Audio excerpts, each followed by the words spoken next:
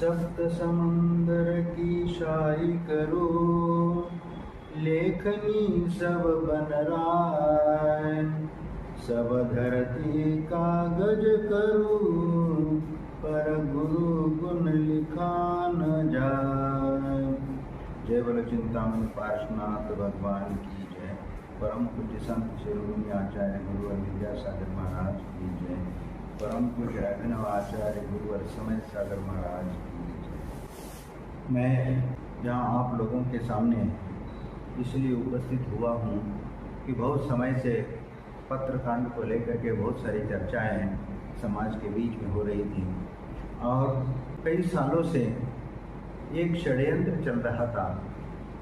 वह षड्यंत्र धर्म, संस्कृति और गुरु और संघ को लेकर के एक निंदनीय कांड है और इसलिए मैं यहाँ पर बात बताना चाह रहा हूँ कि जिस जिज्ञासा समाधान में एक श्रावक ने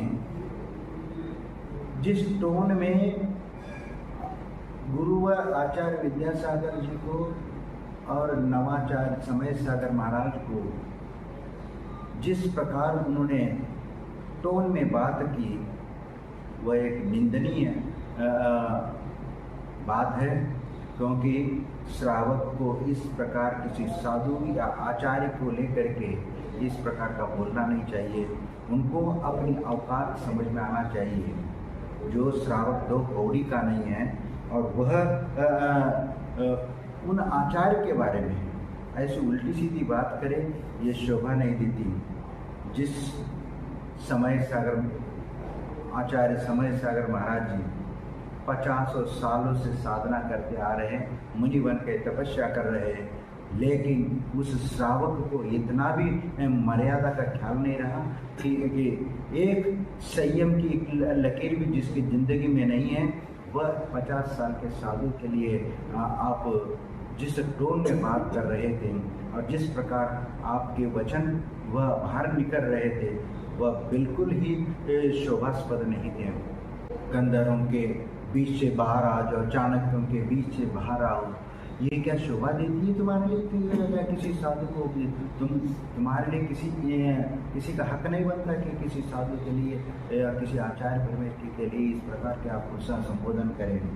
लेकिन मैं आप लोगों से ये कहना चाहता हूँ कि जो इस प्रकार का कांड कर रहा है, और ये श्रावक तो एक मोहरा है, इसके पीछे जिस समय वह श्रावक इस प्रकार प्रश्न, शंका, जिज्ञासा कर रहा था, उस समय मंच पर बैठे हुए उस साधु की बॉडी लैंग्वेज देख लेना चाहिए था। उससे मालूम पड़ता है कि वह कितना प्रसन्न मुद्रा में नजर आ रहे थे इस प्रश्न से, और इससे मालूम पड़ता है कि इसके पीछे प्रश्न पूछने वाले के पीछे का किसका हाथ है, क्योंकि ये प्लांटेड प्रश्न थे जो कागज लेकर के वह श्रावक उन जिज्ञासाओं को पूछ रहा था।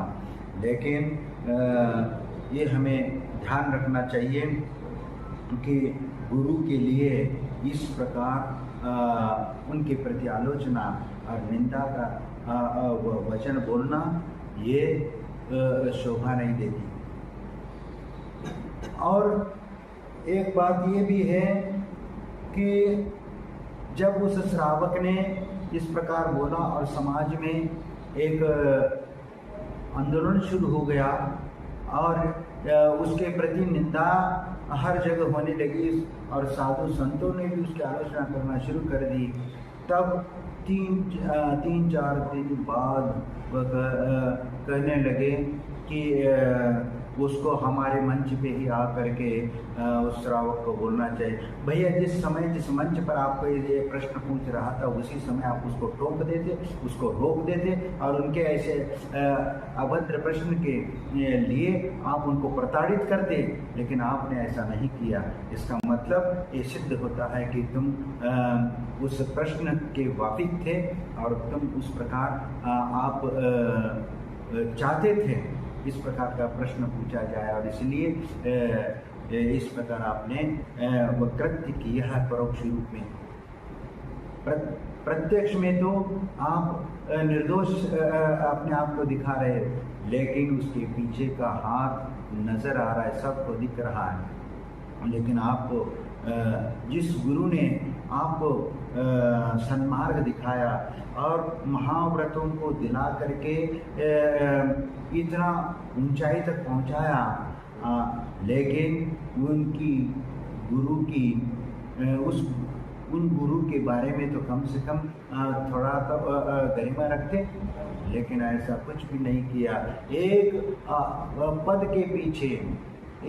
के पीछे तुमने अपने गुरु को निंदा की, और एक नवाचार्य के प्रति भी आपने जिस ढंग से बातें करवाई वह शोभास्पद नहीं है एक साधु के लिए।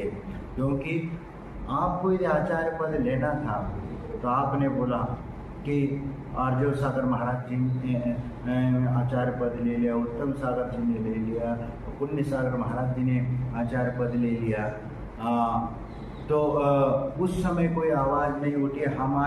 हमने अभी लिया भी नहीं और हमारी आवाज़ उठने लगी। हाँ, लेकिन आप क्या समझते हो कि इस प्रकार तुम्हारी ये समझ रहे होंगे कि मैं आचार्य बन जाऊंगा तो लोगों में घबराहट होने लगी, हो खौवा बना दिया, ऐसे ऐसे आप जिस प्रकार एक्शन करके दिखा रहे थे, इससे मालूम पड़ता है कि आपने इस प्रकार का जो काम किया है वह एक निंदनीय काम किया है।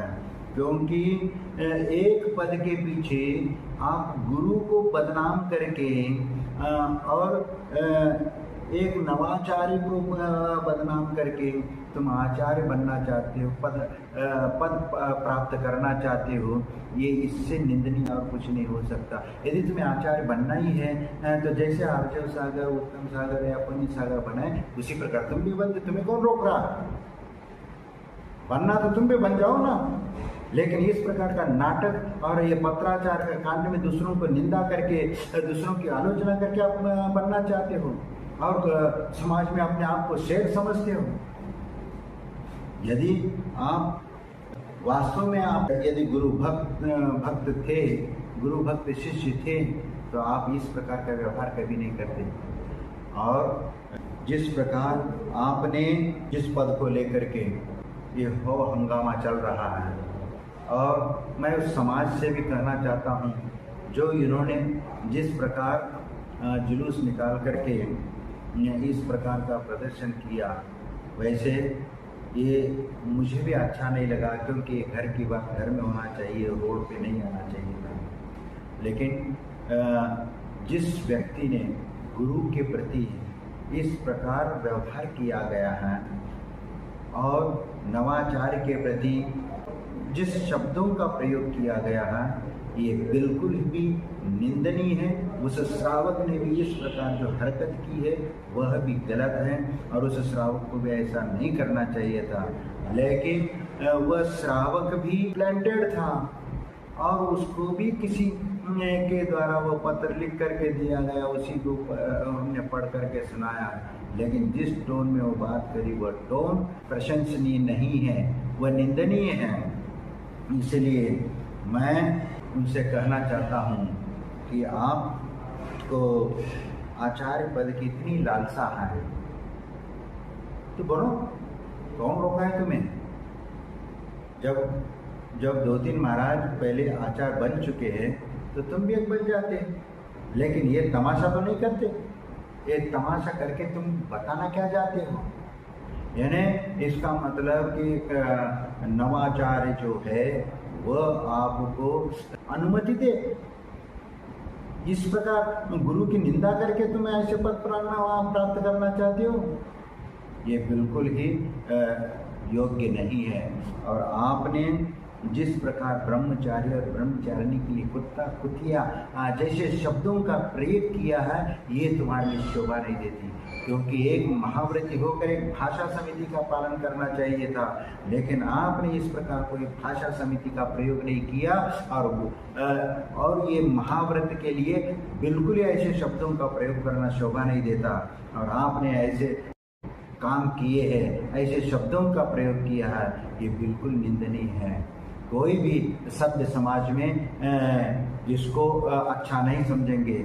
इसलिए आप एक महाव्रती होने के नाते इस प्रकार अपशब्दों का प्रयोग करना यदि बंद करें तो बहुत अच्छी बात है। और जिन शासन की प्रभावना करनी है करिए, आपको कोई मना नहीं है, जितनी प्रभावना करनी करिए, उसके लिए पूरा समाज आपके साथ है। लेकिन इस प्रकार गुरु की निंदा करके आप इस प्रकार प्रभावना करना चाहते हो तो ये गलत बात है। और इस प्रकार आप गुरु और आचार्य परमेष्ठी की निंदा करके तुम तो धर्म को ही बदनाम कर रहे हो और इस प्रकार का पाप तुम कर रहे हो। और इस पाप को ऐसे पाप की दुर्गति क्या होती है आप तो स्वयं समझदार है, लेकिन फिर भी आप इस प्रकार के कुकृत्य करते जा रहे हो, ये शोभा नहीं देती। और इसीलिए मैं आप लोगों से और क्या कहूँगा कि इस प्रकार का असभ्य व्यवहार या श्रावकों के द्वारा इस प्रकार आलोचना और किसी का पुतला जलाना और ये करना, इस प्रकार के कृत्य उन श्रावकों को शोभा नहीं देती। अरे वो एक व्रती लोगों की आप पुतला जला रहे हो और किसी के कहने से आप लोग पुतला जला रहे हो, ये बहुत बड़ी निंदनीय बात है। इसलिए मैं सब लोगों से ये विनती करना चाहता हूँ कि इस प्रकार का जो धर्म की यहाँ पर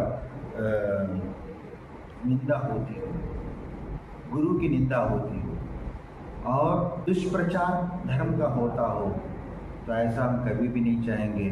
और वह श्रावक भी इस बात को ध्यान रखेंगे कि जिन शासन की प्रभावना में कोई कमी नहीं आना चाहिए, लेकिन जिन शासन को मलिन करने का काम न करे, चाहे वह कोई साधु हो चाहे और कोई भी श्रावक हो। लेकिन मैं सबसे ये कहना चाहूँगा कि जिन शासन को मलिन करने का काम न करें, ये मैं अपेक्षा करता हूँ। परम पूज्य संत शिरोमणि आचार्य गुरुवर विद्यासागर महाराज की